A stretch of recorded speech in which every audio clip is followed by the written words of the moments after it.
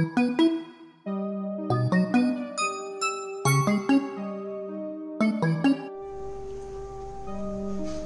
students, welcome to your own channel, that is Unique Learning. Today we are going to cover another topic of UGC NET Paper 2 Environmental Sciences, and I hope all of you are busy going through your final round of mock tests. And as I have seen that in many of the previous year papers, there is in the topic contemporary environmental issues, ozone layer related questions are coming. Even in the paper 1 and people and environment topic, ozone layer related some questions are coming. So ma'am is trying to teach you something related to ozone layer, that is where is this ozone layer found, how much concentration it is found, and what is the unit of measuring it, and why different concentrations of ozone layer are found in different regions, and what type of UV rays they absorb. All this because related to this I have seen in the previous year papers many questions have been asked. So I hope all of you have subscribed to your own channel, that is Unique Learning. You are sharing the videos with your friends. Don't forget to give your wonderful remarks and follow this video till the end so that you can understand the concept clearly about ozone layer, and you will get questions also related to this, hopefully in this year's paper also.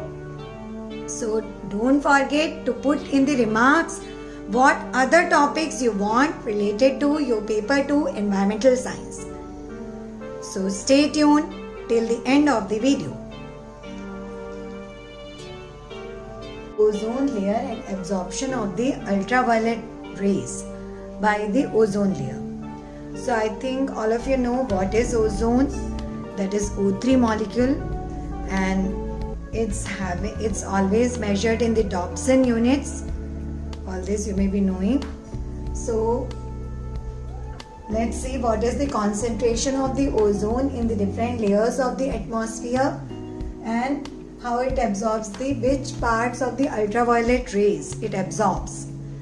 So in the troposphere, that is the lowermost layer of the atmosphere, ozone is present 0.05 parts per million, and in its range varies, that is in the winters it is 0.01 ppm and in the summers it is 0.07 ppm. So its range varies in the troposphere, and the troposphere ozone is actually pollutant because it affects the plants.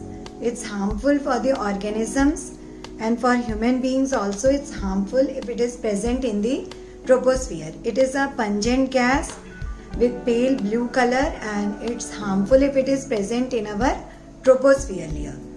But in the stratosphere layer, it's different. In the stratosphere layer, 0.1 ppm of ozone is found, and it's mainly present in 15 to 35 kilometer range of the stratosphere. And this range of stratosphere is said to be the ozone layer, and this is the protective shield against the ultraviolet rays of the sun. So in this layer, when ozone is present in the stratosphere, then it is actually a protective layer for us. Now 350 Dobson unit of ozone is present in the temperate latitude. Its amount is 350 Dobson unit.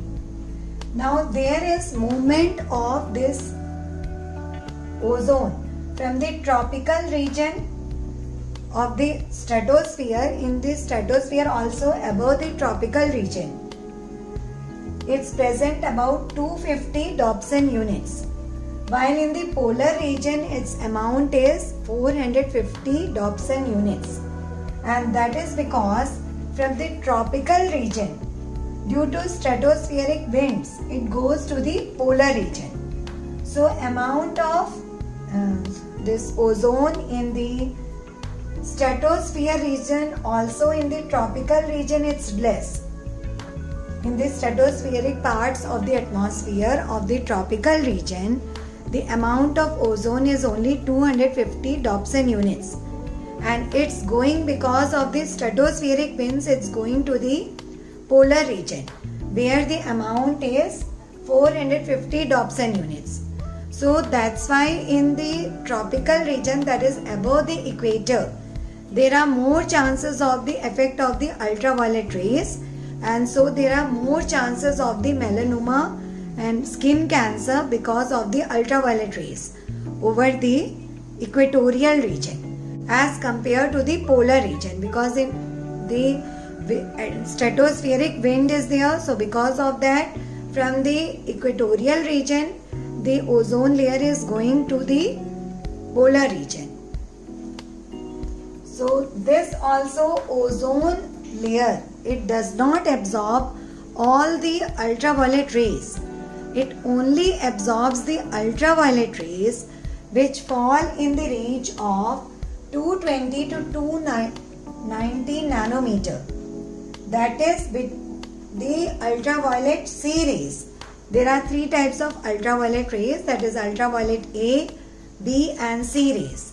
Out of that, ultraviolet C rays are from 220 to 280 nanometer, and the ultraviolet rays of 220 to 290 nanometer is only absorbed by the ozone layer, while the remaining, that is above this 290 nanometer till the 400 nanometer, which comes in the ultraviolet B and ultraviolet A range, that is not absorbed by the ozone layer. So we are protected by the ozone layer in absorption of only this range, that is 220 to 290 nanometer of the ultraviolet rays, while other ultraviolet rays enter the earth atmosphere, that is ultraviolet B rays and ultraviolet A rays, they are entering our atmosphere.